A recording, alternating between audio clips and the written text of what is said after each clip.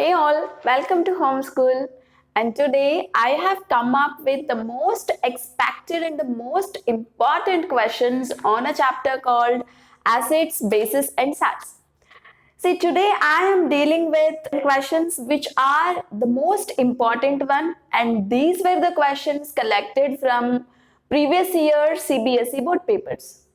See, we have already completed the entire concept of a chapter where the link of its playlist is given in a description. You can go to description, watch all the videos and enjoy the concept. Okay, so let us quickly go back to the first question here. 15 ml of water and 10 ml of sulfuric acid are to be mixed in a beaker. State the method that should be followed with reason. What is this process called? So here 15 ml of water and 10 ml of sulfuric acid is mixed.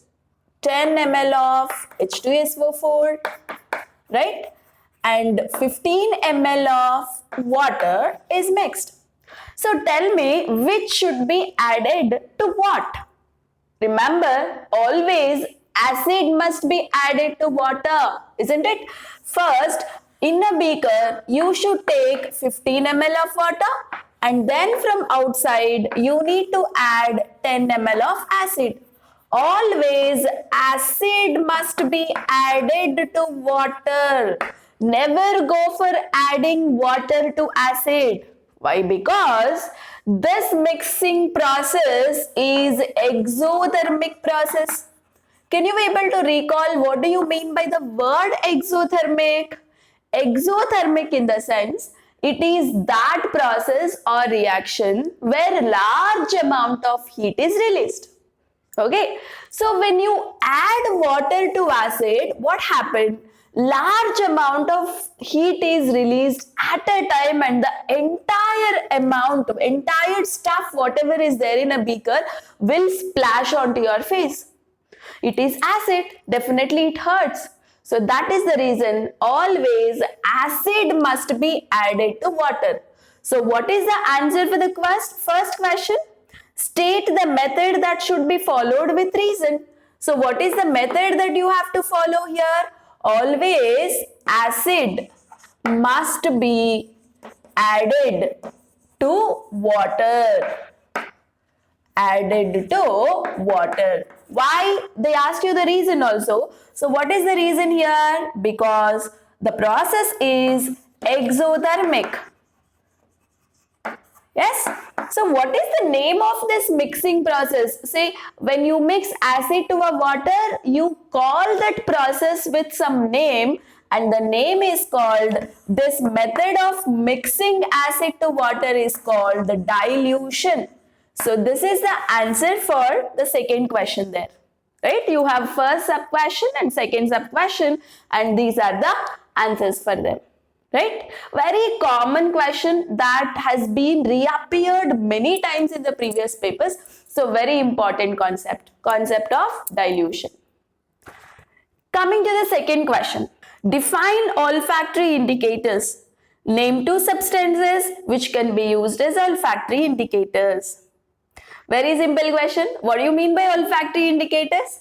The indicators whose smell changes when dipped in acid or base, right? So let me write its definition. Second question's first sub-question's answer. Indicators whose smell changes. Indicators whose smell changes when dipped in acid or base. Yes or no? So this is what we mean by olfactory indicator. Right? So olfactory organs in the sense what? Sense organs, right? Your tongue, all this is olfactory organ. So indicators whose smell changes when you dip it in acid or base is olfactory indicators. So give any two examples for olfactory indicators. It can be onion, right? And it can be clouds also. So these are two examples. And now answer for the second sub question. Choose strong acids from the following. They have given CH3COOH. So what do you mean by CH3COOH? It is nothing but acetic acid, or we can also call it as ethanoic acid. So next one is H2SO4. This is our sulfuric acid, right? And H2CO3. This is our carbonic acid. This is our carbonic acid. And next one is HNO3 nitric acid. So can you be able to recall my first video of acids and bases, where I have given you the list of strong acids and weak acids. I also explained the definitions of strong acids and weak acids, isn't it? Okay, so now let us work it out here. Acetic acid is a weak acid. Okay, sulfuric acid is a strong acid. Carbonic acid is again a weak acid. Nitric acid is a strong acid. Clear? So here acetic acid and carbonic acids are weak. Sulfuric acid and nitric acids are strong. Can you tell me what do you mean by a strong acid and a weak acid? Listen guys, strong acid undergoes complete dissociation in water. Okay, so what do you mean by acid actually? The one which is giving out H plus ions is called as acid. So any acid which is breaking down completely in water is called strong acid. And the acid which does not break completely in water is called as weak acid. So watch my first video of this chapter, you will get more idea on this. Clear? Coming to the next question guys. State reason for the following statements. First statement, tap water conducts electricity whereas distilled water does not conduct electricity. Remember, tap water has soluble salts.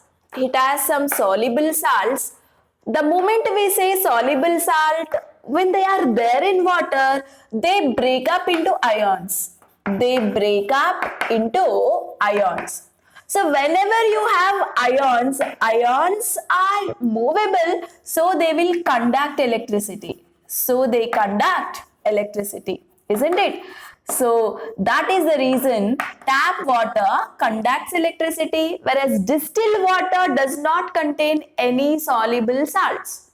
Okay, so what I can say, distilled water do not contain any ions, right? Whereas tap water, since they have lots of salts in them, they have ions. Wherever ions are there, electricity can be carried from one place to another place. Whereas in distilled water, you do not have salts, so there are no ions, so electricity cannot be conducted by distilled water. Very simple answer, isn't it? Okay, coming to the second sub question. Dry hydrogen chloride gas does not turn blue litmus red, whereas dilute hydrochloric acid does. So dry hydrogen chloride does not convert blue litmus to red. What is the reason? See here, dry condition. See, if you want your litmus paper color to be changed whenever you add acid or base, it has to be in a moist condition. Either your acid or base must be in a moist condition or liquid condition, or your litmus paper must be there in a moist form. Okay, if none of them is there in a moist form, then the litmus test will not work out. I mean, the litmus does not change its color. Because why this moist condition is necessary? It's because ions are obtained only in a moist condition, right? If it is an acid, it gives H plus ion. If it is a base, it gives OH minus ion, right? Say your hydrogens and OH minus ions are liberated in a liquid condition or moist condition. Only when they could liberate these ions, it will change the color of litmus paper. Okay, so that is the reason dry hydrochloric acid, okay, when you pass it over a blue litmus paper's color will not change into red. Okay, because what is the answer that you will write here? Moist condition. is necessary to change the color of litmus paper. Okay, so this you can write it as an answer there. And coming to the third sub question, during summer season, a milkman usually adds a small amount of baking soda to fresh milk.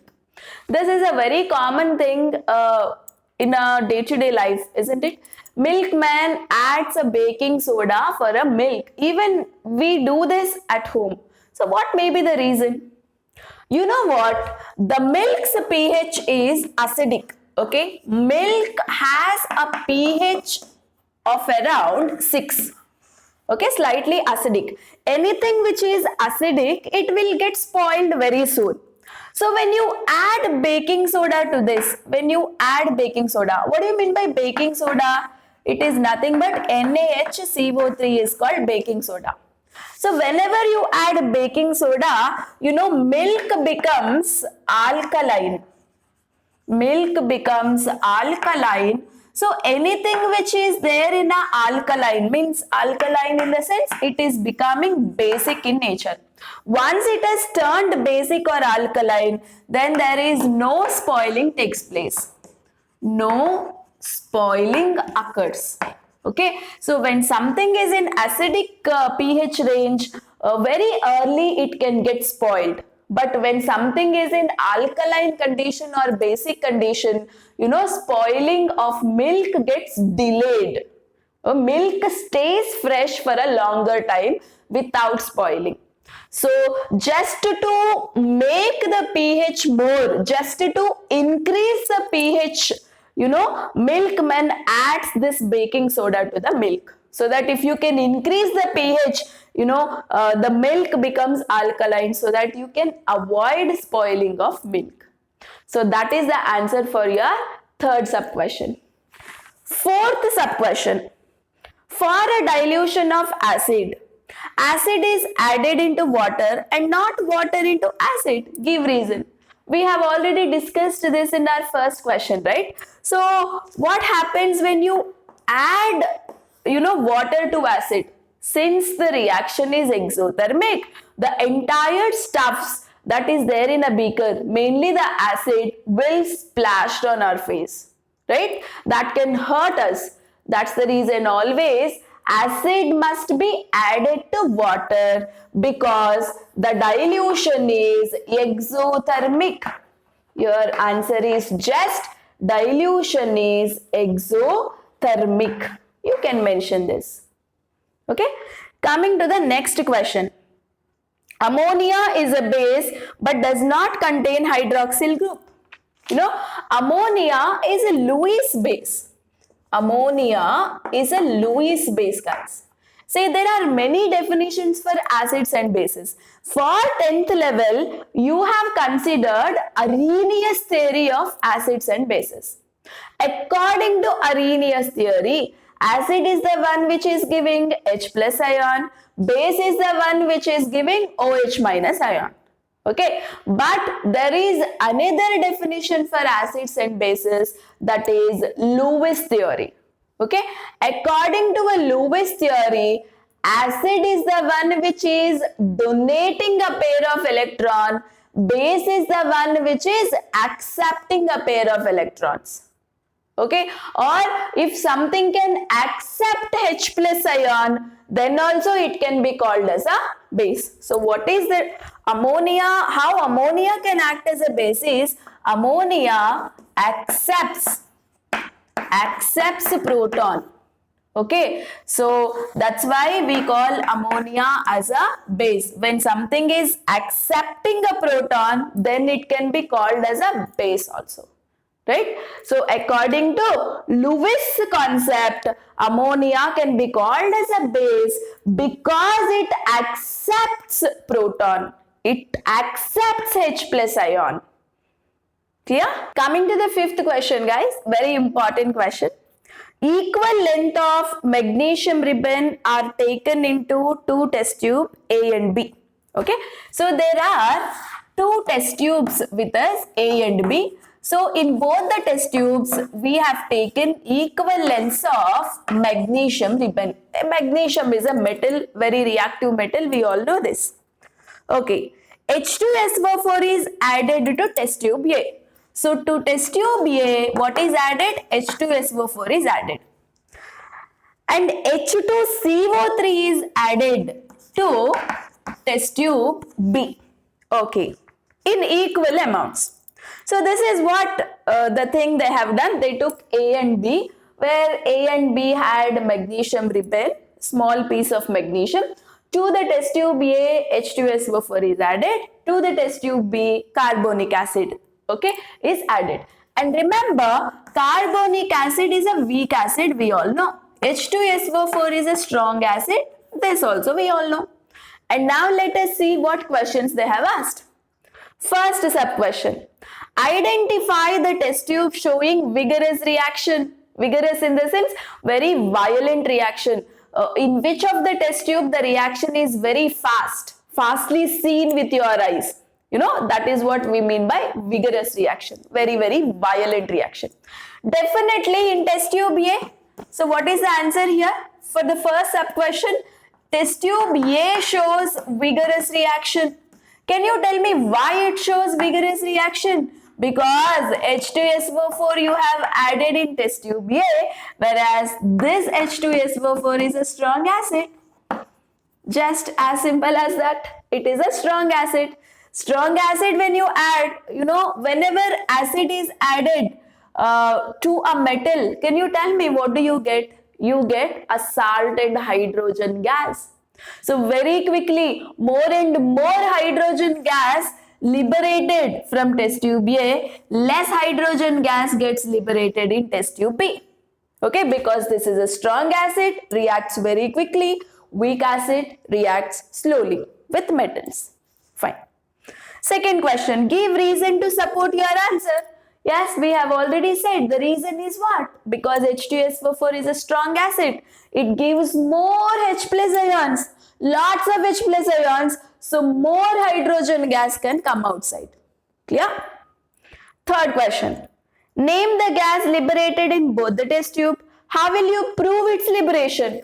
Can you tell me what is the gas liberated in both the test tube? Nothing but hydrogen gas. And how do you prove that this is hydrogen gas? By keeping it under a flame and you get a pop sound. Yes or no? So when hydrogen gas is kept near a flame, you know, you will get it burns with a pop sound. So this is how we can prove that the gas is hydrogen gas. Next, write chemical equations for both reactions. So how do you write chemical equations here? Mg plus H2SO4 gives you magnesium sulfate plus hydrogen gas, right? And this is what happens in our test tube A. And coming to the test tube B, we have Mg, we have carbonic acid, we will get a salt, magnesium carbonate plus hydrogen gas. So these are our chemical equations that is taking place in test tube A and test tube B. Clear? So very interesting question and very conceptual question, isn't it? So now let us go for the question has 3 sub-questions. Coming to the first sub-question, write the name given to bases that are highly soluble in water. Give an example. Can you tell me the base that can be soluble in water? What do you call that base as? We call them as alkalis. Yes or no? It is called as alkali. And what example you can give for alkalis? You can give NaOH, yes or no, KOH, etc. So any strong base which can be soluble in water is called as alkali. Example, NaOH, KOH. Second sub question. How is tooth decay related to pH? How can it be prevented? Can you tell me how does tooth decay occurs? See, whenever you eat certain things, when the foodstuffs are stuck in between the tooth, what happens is a bacteria gets created.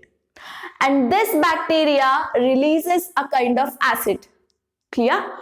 And that acid is what makes the mouth's environment slightly acidic. You know, tooth decay occurs when pH of a mouth falls below 5.5. Below 5.5. Then you will observe the tooth decay. Right? So this is the reason for tooth decay. So bacteria gets generated in a mouth, and that particular bacteria makes the mouth's environment acidic. It decreases the mouth's pH to below 5.5. Then you will observe your tooth getting spoiled or decayed. So how do you prevent it? You can prevent it by continuous cleaning of mouth with water or with toothpaste, right? Toothpaste generally contain basic ingredients. So these bases can neutralize the acidic pH that has generated inside the mouth, isn't it? So this way you can prevent the tooth decay, right? Third sub question. Why does bee sting causes pain and irritation? Rubbing of baking soda on the sting area gives relief. How? So why whenever a bee sting, when a bee bites you, you feel pain and irritation is because the bee releases an acid called methanoic acid into your skin. And that irritates and that causes the pain activating receptors to become active. So this way you feel pain and irritation on your skin. So what you can write the answer here, the bee sting releases methanoic acid, or we can also call it as formic acid into the skin. Okay, so that creates pain and irritation. Since it is an acid, you can neutralize the effect by rubbing with certain kind of bases. Yes or no? So they asked you, rubbing of baking soda on the sting area gives relief. How? Because the baking soda, that is nothing but our sodium bicarbonate, is a base that neutralizes the acid. It can neutralize the acid, right? So that is the reason you get a kind of relief when you rub it with a baking soda. So this is the answer for your third sub question. Now coming to the seventh question. Explain why is hydrochloric acid a strong acid and acetic acid a weak acid? How can it be verified? Very interesting question. So why hydrochloric acid is a strong acid? Because our HCl or hydrochloric acid undergoes complete dissociation in water. Okay, so what do you mean by complete dissociation? Completely our HCl will break up into H plus and Cl minus ions. Clear? This is what we mean by complete dissociation. Whereas they said acetic acid, that is CH3COOH, does not undergo complete dissociation.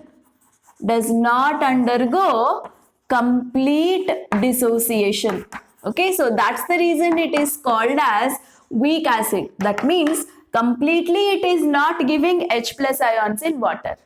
So how do you verify this? How do you know that this is strong acid and this is weak acid?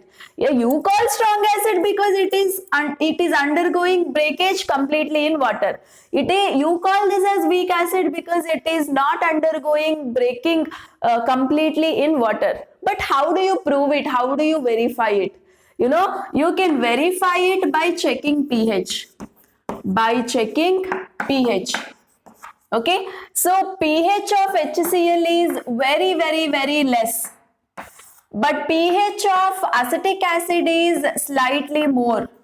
Slightly more pH, in the sense you will have its pH range in between 5 to 6.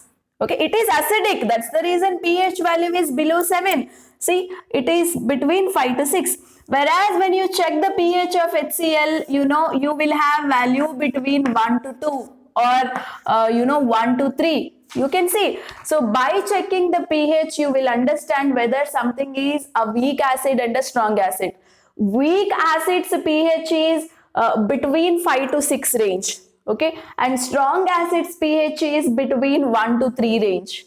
This way, by checking their pH, you can verify whether something is a strong acid or a weak acid by knowing its pH value. Clear? That was our first sub-question. And coming to the second sub-question, sub-question B. Explain why aqueous solution of an acid conducts electricity.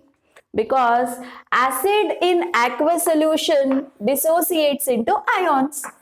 Acid in aqueous solution in the sense water. Acid, when dissolved in water, what happens? Dissociates into ions. So wherever ions are there, then ions definitely conduct electricity, isn't it? So that is the reason why aqueous solution of acid conducts electricity. Coming to the third sub-question, very important model. You have 4 solutions A, B, C, D. Okay, so 4 solutions A, B, C, D. Fine. The pH of the solution A is 6. pH of the solution B is 9. C is 12 and D is 7. Okay. Arrange them in the decreasing order of their H plus ion concentration. Arrange them in the decreasing order of their H plus ion concentration. Decreasing order, that means more H plus ion concentration to less H plus ion concentration. Okay, so can you tell me which of them has more H plus ion concentration? Just pick it out which is a strong acid here. So this is a strong acid. Right? So which order they asked you? Decreasing order, isn't it? So your A is a strong acid. So A has more H plus ion concentration, right? So A, and later your D, right? After that you have B, and after that you have C. So this is decreasing order of H plus ion concentration, right? So this type of a question we have did it when I explained the concept of acids. If you want, you can just go to the description, find the link and click it. You would find detailed explanation on the concept, right? Since A is more acidic, it has pH 6, later pH 7, and this is a basic pH and 12. So whichever is a strong acid, there you will find more H plus ions existing. So we say more H plus ion concentration, isn't it? So very, very important model you have to remember. See, here I am asking you decreasing order of H plus ion concentration. Question can be with respect to OH minus ion concentration also, right? Say increasing order, decreasing order. Very, very important model. So this is our 7th question. Now let us go to question number 8. Again a very interesting question. Observe this carefully. A student dropped few pieces of marble in dilute hydrochloric acid containing in a test tube. The evolved gas was then passed through lime water. What change would be observed in lime water? What will happen if excess of gas is passed through lime water? With the help of balanced chemical equations for all the changes, explain the observations. right? See, try to understand the question carefully, slowly read it out, and step by step try to find the answer. What is the first thing they are telling? A student dropped few pieces of marble in dilute hydrochloric acid. So what does the marble contain? Marble is nothing but calcium carbonate. When you add to HCl, you know what would happen? They are asking you to write the reaction. Say this is metal carbonate. When added to acid, you will get salt, water, carbon dioxide gas. Right? So what is the salt you will get? Calcium chloride you will get, and carbon dioxide is the gas, water is another byproduct. Balance this equation, you will be putting 2 here, isn't it? Now the equation is balanced. Fine. Next, what they are asking, the evolved gas was then passed through lime water. What change would be observed in lime water? Right? So evolved gas, what is the gas evolved? Carbon dioxide. So carbon dioxide when passed through lime water, what do you mean by lime water? Calcium hydroxide solution. Yes or no? Lime water is calcium hydroxide. What do you get when you pass it through lime water? You will get calcium carbonate, you will get plus H2O. Isn't it? So this is milky white precipitate. Yes or no? Calcium carbonate appears as milky white precipitate. Fine, very fine. And then what happens? What will happen if excess of gas is passed through lime water? See, when excess of carbon dioxide when passed through lime water, you know what do you get? Instead of calcium carbonate, you will get calcium bicarbonate. Okay, so which is actually soluble in lime water. So these are the reactions. Calcium carbonate on reacting with HCl, what do you get? Next, carbon dioxide when you pass through lime water, you get white precipitate of calcium carbonate. But when excess of carbon dioxide is passed through lime water, you get calcium bicarbonate, which is soluble. Right? So these are the 3 equations you have to write and show them. Fine. And now let us go for question number 9. Explain the following chemical properties of acids with the help of balanced chemical equations only. So what is the question there? When an acid reacts with a metal carbonate, what will happen? When an acid, take acid as HCl, metal carbonate, what is the example you will take for metal carbonate? Sodium carbonate. So what do you get? You get salt. Which is the salt you will get? NaCl. You get water, and also you will get carbon dioxide gas. Right? So that is the example for the first case. Now the second one. What happens when an acid reacts with metal bicarbonate? So this is metal carbonate. Metal carbonate, isn't it? But when you take metal bicarbonate, say this is acid, I will take NaHCO3, metal bicarbonate. Sodium bicarbonate it is. So here also you get salt, water and carbon dioxide gas. So what is the salt you will get? NaCl plus water plus carbon dioxide gas. So this is what you will get when acid is reacted with metal bicarbonate. Next, what happens when an acid reacts with a metal oxide? See, whenever an acid reacts with a metal oxide, you would get salt plus water. Salt plus water. So what is the example you will write? For an acid, take HCl. For metal oxide, take Na2O. Right? So what is the salt you will get? NaCl plus water. So how do you balance here? Say put 2 here, put 2 here. So showing balanced equation is also important for the examination. Otherwise marks will get cut. Okay. So these are the 3 equations for whatever the question they have asked. Now let us go for the 10th question. Question number 10 has 4 sub-questions. You can see the first sub-question there. red litmus paper is introduced into a solution of sodium carbonate. You should tell what can be observed. What is observed when red litmus is introduced into a solution of sodium carbonate? Remember here, sodium carbonate is basic. This is a basic salt. So to a base, whenever you introduce a red litmus, you know what happens? Red changes into blue, isn't it? So red litmus paper, when you dip it in a sodium carbonate solution, which is basic, red will get changed into blue. When you dip red litmus paper in a basic solution, red changes into blue, isn't it? Say all this is very detailedly explained in my part 2 of acids, bases and salts. Please go and visit the video, get a concept clarity. Clear? Fine. And now let us go for the second question under 10th. A methyl orange drop is added to dilute hydrochloric acid. Say hydrochloric acid is, it is acidic, right?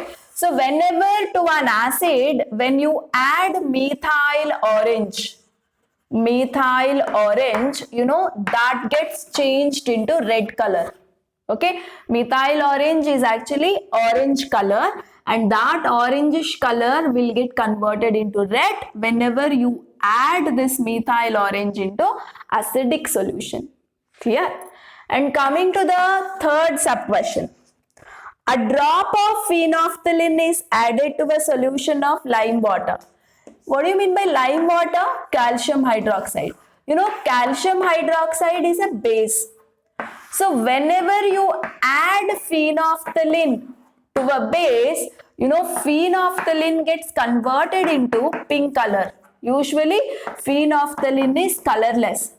So that colorless phenolphthalein gets converted into, it gives pink color when you add to a base. Clear? Fine.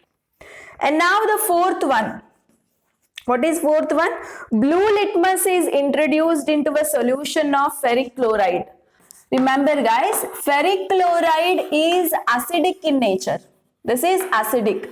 So definitely for an acid, when you dip blue litmus paper, then that blue litmus paper will get converted into red color, isn't it? Say this is how you have to give answers. Say you can answer this only when you know the concept. You must know what color changes into what when you add it to acid or a base. Okay, so these are our top 10 questions from the chapter acids, bases and salts. So we will do top 10 questions from all the chapters. So do concentrate, and these questions are helpful for both the CBSE board as well as SSLC board. Clear? So pay attention and get complete benefit out of these videos, and we wish you all the best for your examination. And do subscribe our channel, share, like all the videos, and understand each and every concept in a detailed way. Thank you so much.